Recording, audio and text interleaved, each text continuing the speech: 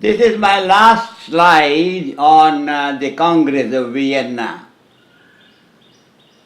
Britain had played the major part to her navy in the defeat of Napoleon. It had spent nearly 600 million pounds on the war. She got no land in Europe. But because the European powers had been defeated and were in turmoil over nationalism and liberalism, Britain gained colonial strength. Naturally, this helped her trade and commerce.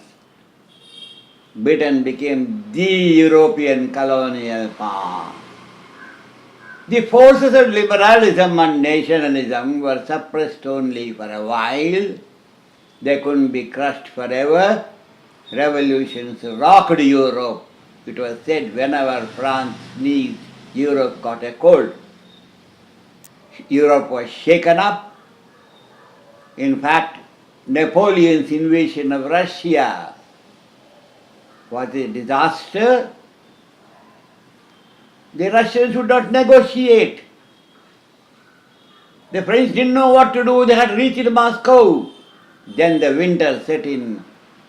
Even Napoleon's horses could not get food. Horses were eaten up by soldiers. Napoleon had to retreat desperately. The Russians attacked. But what did Russia actually gain? It brought Napoleon, yes.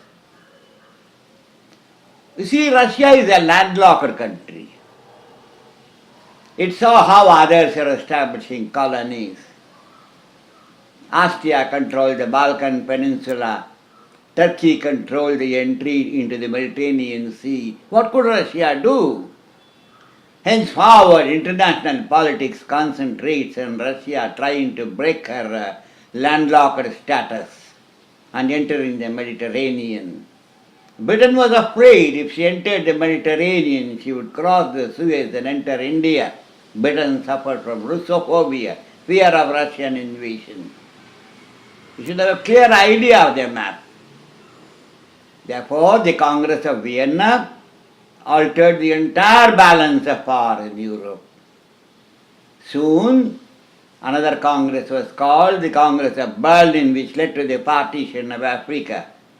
Then came the First World War and the League of Nations.